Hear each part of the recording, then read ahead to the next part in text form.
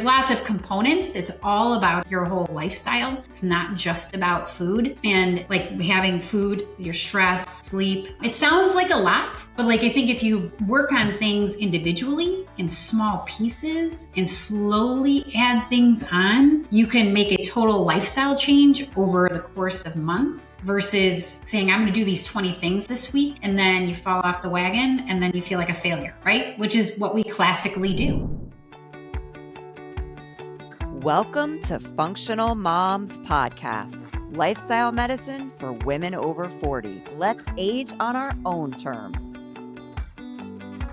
This episode is for you if you have a man in your life who is struggling with his weight and health. Research shows men are less likely than women to get the preventative care they need, which can lead to a lower life expectancy. In one U.S. survey conducted by the Cleveland Clinic, 65% of men said they avoid seeking medical attention for as long as possible, citing reasons such as being too busy, believing ailments will heal by themselves, and feelings of weakness. Kim Salzmann is a functional medicine certified health coach who is helping men 45 and older lose their bellies and take back their health. She was tired of seeing the men around her struggle to lose weight. They would cut calories, drink diet soda or light beer, and go to the gym like they did in their 20s. Their go-tos weren't working anymore, and they didn't feel comfortable asking for help. We are so happy to have you on the show today, Kim. This is a bit of a different take for us because usually we cover women's health topic, but so many of us have men in our lives that we care about, and whether it's a significant other or a parent, a brother, or even our sons as they get older, we are concerned about this. So what are some reasons for the belly weight gain in men over 45? First, I just want to say thank you for having me on. And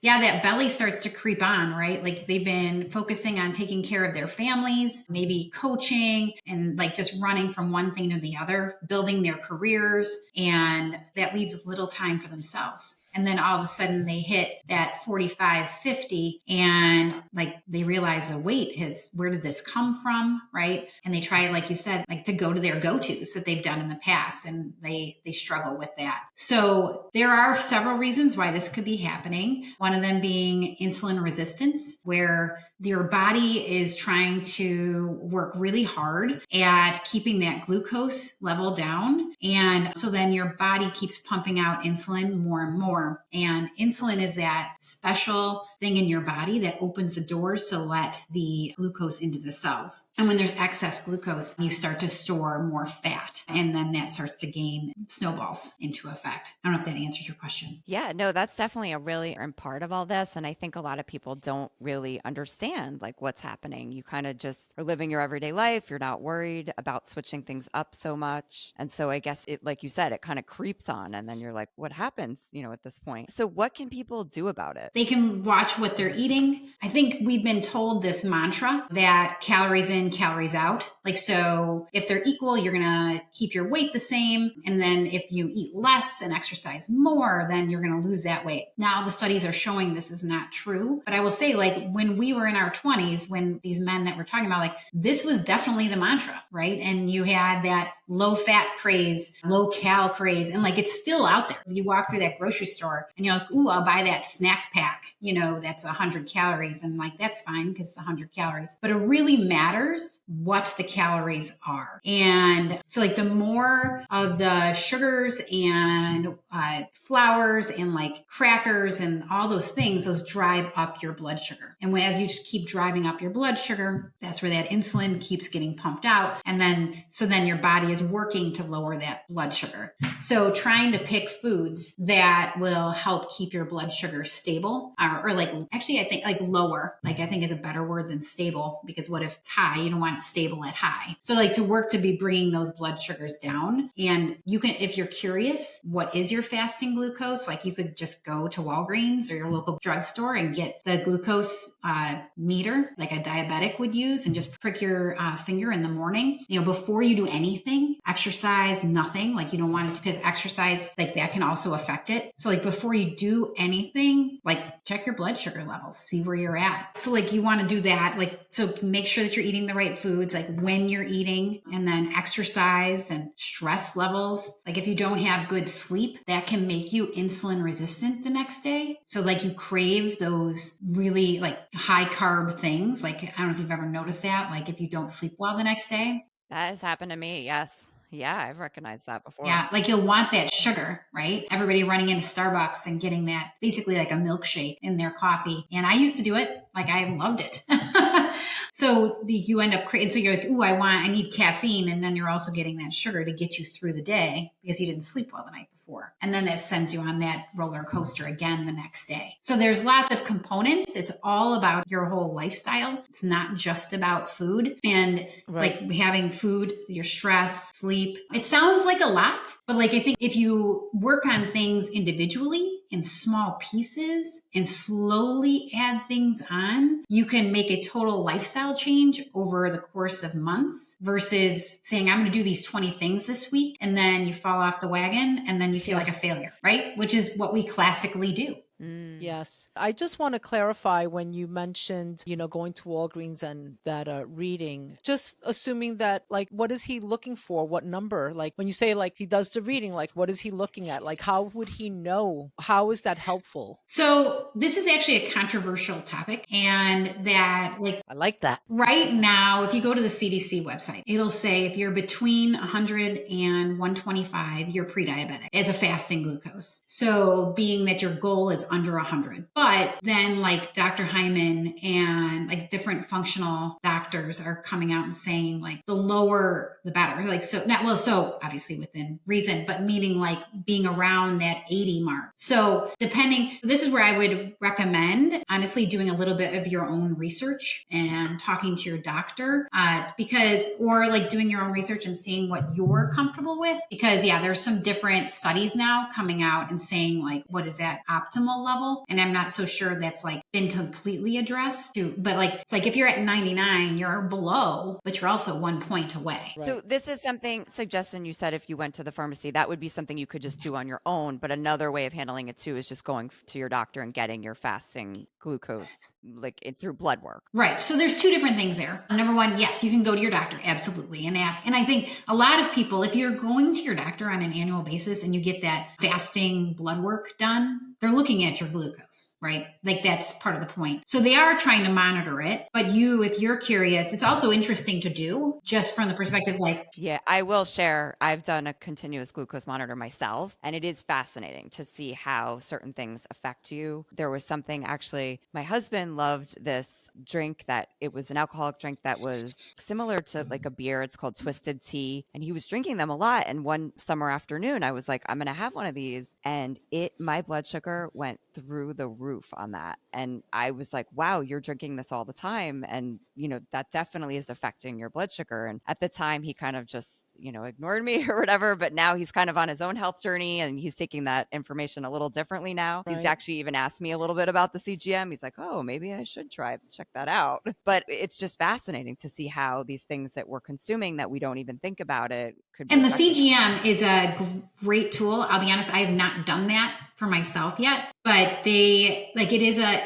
it's cost prohibitive for some people. However, like where that glucose monitor from Walgreens is like $20 and you can order it on Amazon too. So like that might even spark somebody to be like, ooh, maybe I want to go to the doctor. And I believe like if you are like at a certain point, like your doctor can even prescribe one of those to you, I believe. Whereas like if you're somebody that's just trying to do it, like experiment the way and curious, like you can do that. Like I know I haven't used them, but like Levels is one of the companies that they're really big on that for the CGM. So it's interesting because like when you do it, like you see it with foods or you'll see like what is stress doing, my insulin levels. I feel like men a lot of times are like, yeah, well, stress is just part of life and you got to suck it up and deal with it. Well, there are ways to help manage your stress. And it doesn't have to be some weird method, right? Like we can break that down and do something that works for you in your life and that you're comfortable with. right? It doesn't mean sitting on the floor meditating for hours. And I think sometimes people jump to that. It's very interesting, like your heart rate variability. So when you like see in the movies and like you see the heart rate being like monitored right on the screen and those bumps, like you actually want your body to be like being very erratic and variable. Like you don't want that to be a perfect boom, boom, boom, boom. The lower your heart rate variability is generally like the more recovery your body needs. And the reason why I bring this up, this is a stress, like this is your body's stress response. And if you have an Apple Watch, like you can mess with it and like see like if you do deep breathing or things to help bring that stress level down, which brings down the cortisol levels, which helps monitor your blood sugar, which helps with your insulin resistance, which helps with sleep and weight loss. So like all these things, like you can see, like just by doing a minute breathing, like you can watch your heart rate variability go in the app and you see it skyrocket. Like, so you see your body, like, so men that want to see that, well, and women that want to see that instant response and they're really curious, like, does this really work? Like, you can see it right there. And I have the Oura Ring and they are actually measuring heart rate variability as well. So there are different ways of measuring it. But yeah, a lot of people have the Apple Watch. That's true. Yeah. I haven't used that. I do have the Oura Ring too. And I find it really helpful for tracking that HRV. You can really see just certain habits will make it go low or high.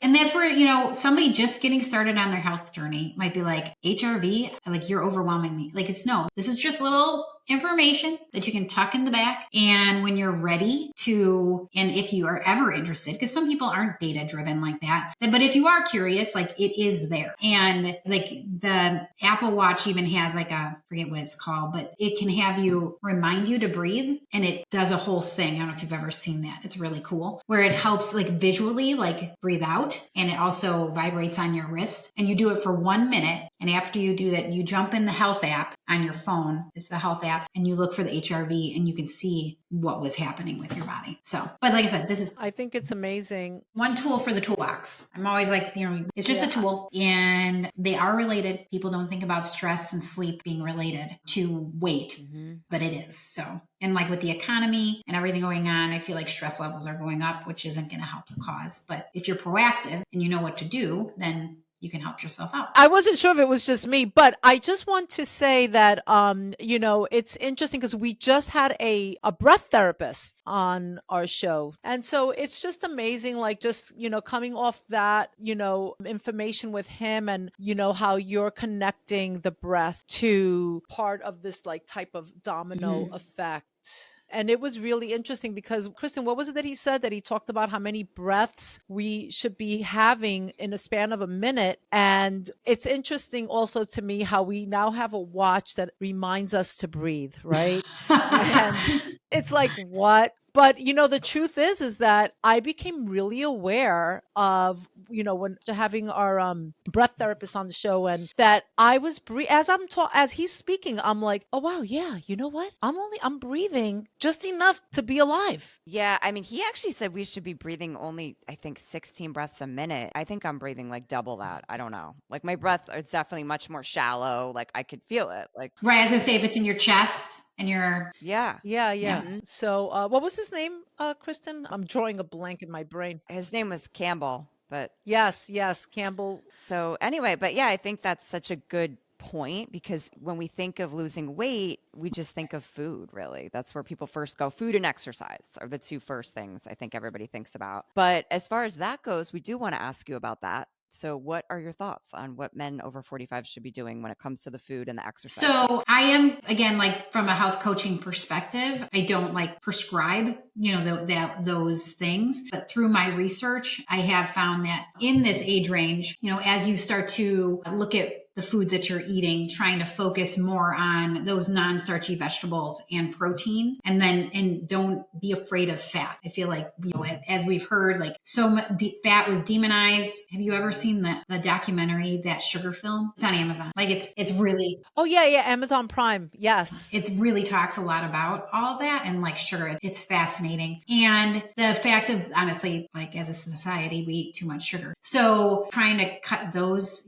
back and and find a way of like, yes, you can like treat yourself, and like maybe that 80-20 rule is for you, or maybe that 90-10 rule is for you, and go from there. And like when you think about, it's funny because like I was a former math teacher, and I'm like, well, what is like really like when you think about in the week and you have 21 meals, if you're really going to eat 21 meals, and you are like, well, what is a 10%, right? So that puts you around 2 meals. So like there's 4 meals there at 20% rule where, okay, maybe you do want to have, something a little bit more carbs, or like, let me correct myself, like more starchy carbs, because like vegetables are carbs. So I don't know if we want to get into that. I don't know how much you've talked about that, but like, so like a non-starchy vegetable is like, think about broccoli, cauliflower, Brussels sprout, cabbage, trying to think more, rutabaga, like we could keep going. And so, whereas like a starchy carb would maybe your potato, your sweet potato, beets, carrots, I think kind of bridge the gap there. But like,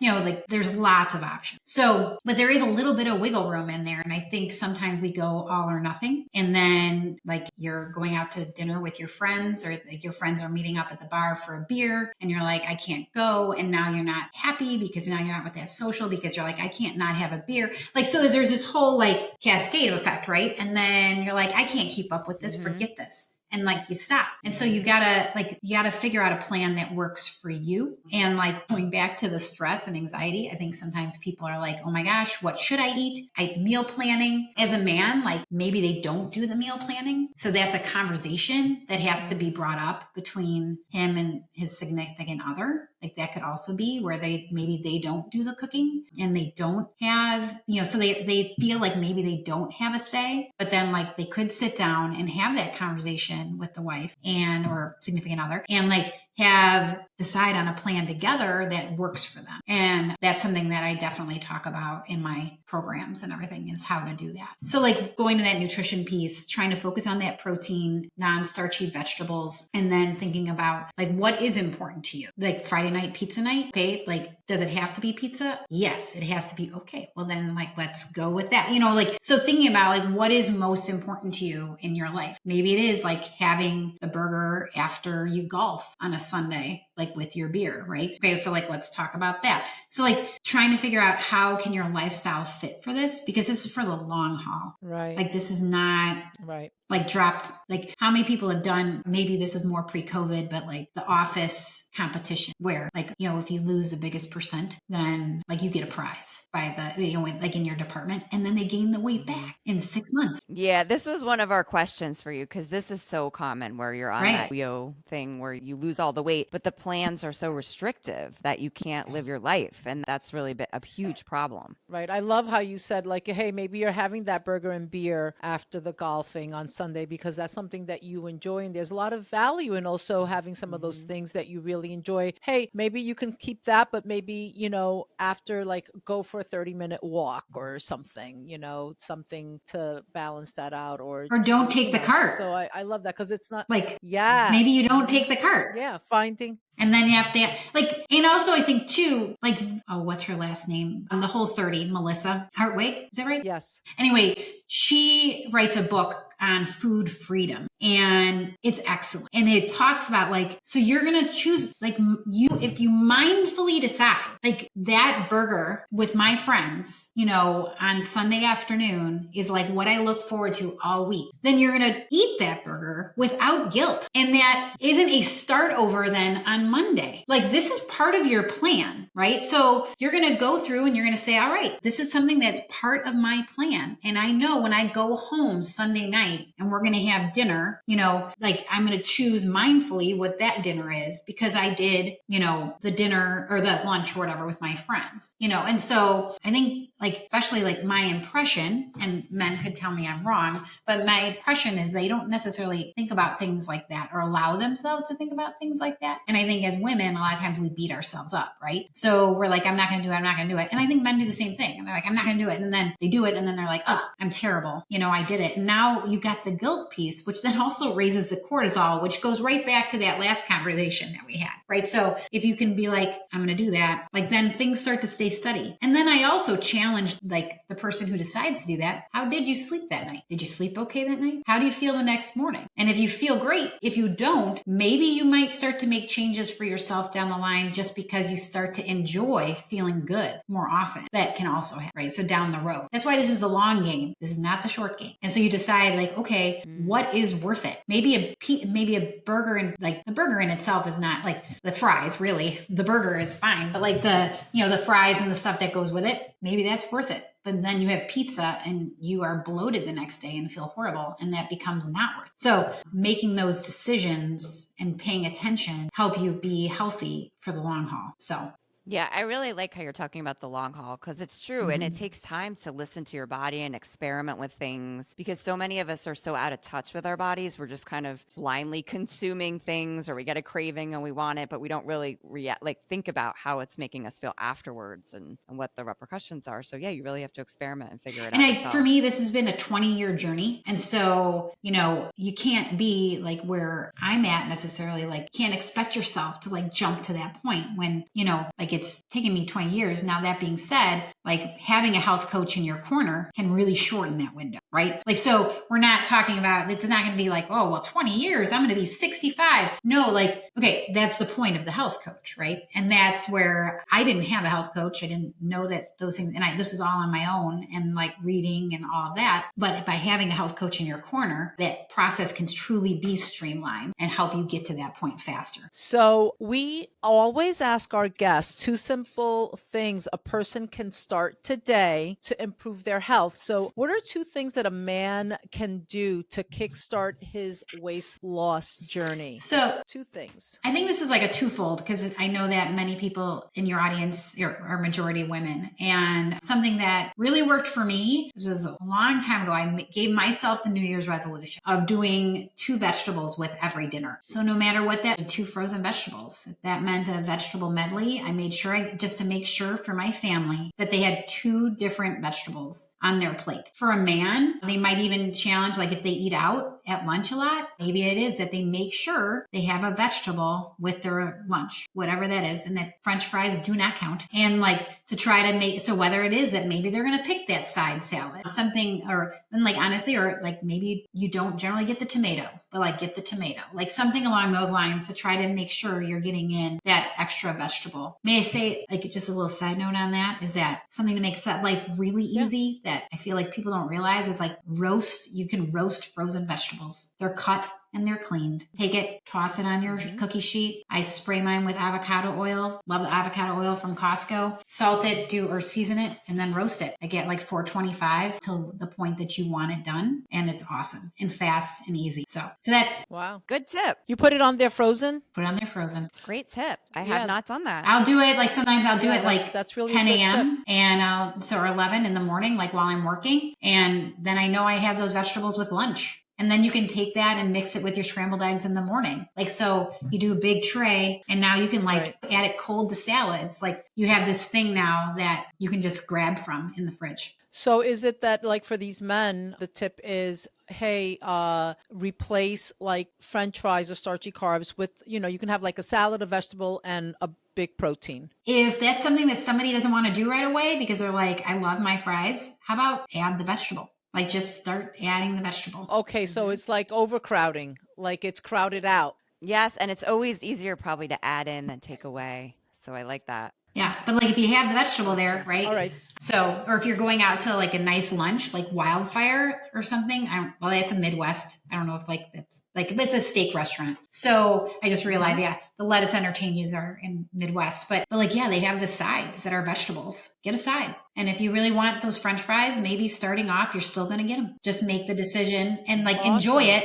Don't be guilty about it, right? Mm-hmm. Right. Because the guilt is a stress factor, which is going to add to the fuel to the fire in the wrong direction. So that's cool. So that's tip number 1 and tip number 2. Move after you eat. So yes, I purposely walk the dogs after lunch. Yes, I might fit it in before, but for myself, I will purposely eat and then walk them. So we're both getting the same benefit. I know it's winter, and for many of us, it's disgusting outside, especially here today. So So, but you could do something like doing, and maybe Raquel, you could speak more on this from the fitness perspective. I like having doing 10 air squats, like doing some things that like move your body. Maybe that's when you're running up and down your stairs to bring your laundry up or, whatever that is. But so like you don't eat and then sit, like try to move for like 10 minutes after you eat. But yeah, Raquel, I don't know if you have any tips on that one. Yeah, exactly. Like you can put yourself on a timer and like you said, go up and down the stairs, march in place, do modified jumping jacks.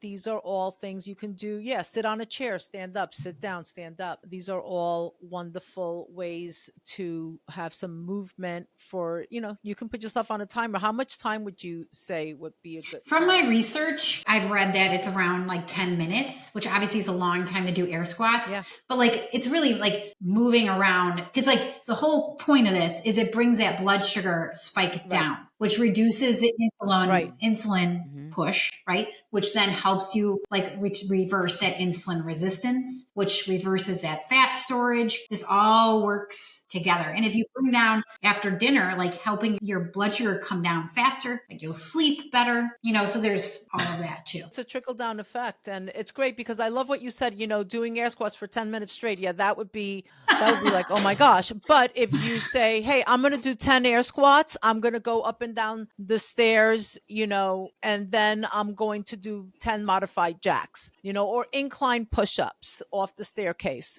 10 of them. And that's a great way to like mix it up. And the next thing you know, 10 minutes, it's over and you're good to go. But yeah, so I feel like just moving your body, like just move so that, and like when it is nicer outside, it's a great way to reconnect with your significant other. Like you take a walk, kind of decompress, talk about your day. So like you're building on your relationship there, which also helps everything, right? With your stress level and all the things. So if you're able to take that time or you get the whole family out, like you have a little kid, like make it a habit, I feel like we all, not to bring up COVID, but you saw so many people walking in COVID, right? Yeah. Mm-hmm. And we went backwards, like you see less and less. And it's like, if there's one thing to take from that. Although I will say I don't have a dog anymore, but whenever I go out walking, I see all those dog owners. So having a dog definitely keeps you healthy, I think, because I see them out there in all kinds of weather, the good and the bad, everything. Well, I have a 20-year-old and he was home over winter break and we were walking and he was like, wow, he's like, dogs really do get you walking. And I'm like, they do. Because there's no way I'd be walking outside at 20 degrees if I didn't have a dog. No. So yeah, that's what I've noticed. And when I force myself to go out there, I'm like, wow, look, it's just me alone and all the well, good for you though, Kristen. See, you're getting out there. Well, it's only this week I've been good because the first couple of weeks of January I've been hibernating. Which is like, I think when we're in this type of 4 season, when we're used to this, there is something to that hibernating factor too, I think. It's like, it is a recharge time. Yeah. Mm-hmm. For sure. Yeah. We have to accept what kind of time of year it is and how our bodies feel. So I just want to say that you can connect with Kim on Instagram. Her handle is Personal Path Wellness Coaching. And you can also find her on Facebook. She has a business page. It's Personal Path Health and Wellness Coaching. And we'll link all that in the show notes. And Kim also has a special freebie for our listeners today. It's called Turn Back Time, 4 tips for men over 45 to get energized and slim down. Wow. And we will put a link to that in the show notes. And through that, you can also join her Facebook community, which is a free option, correct? Yes, it's a free community. It's a community group where I share a bunch of information and tips and get feedback, and you can ask questions and everything. Awesome. And then Kim's website is www.personalpathwellness.com. Just for everybody, we will have all that in the show notes. Thank you so much for coming on today and talking about such an important Thank you for having me. I really appreciate it. I want to get the word out there that it's okay to ask for help, and asking for help can also like shorten that time frame of making changes. The information provided in this podcast is for informational purposes only and is not intended for the purpose of diagnosing, curing, treating, or preventing any disease. We are functional medicine certified health coaches and not licensed medical professionals. The opinions and advice of guests are their own and also not considered to be medical advice. Always consult with a healthcare professional when making any healthy lifestyle changes. We would love to hear from you. Please leave a comment or review. Email us at info@functionalmoms.com. If you enjoyed this episode, please hit the subscribe button.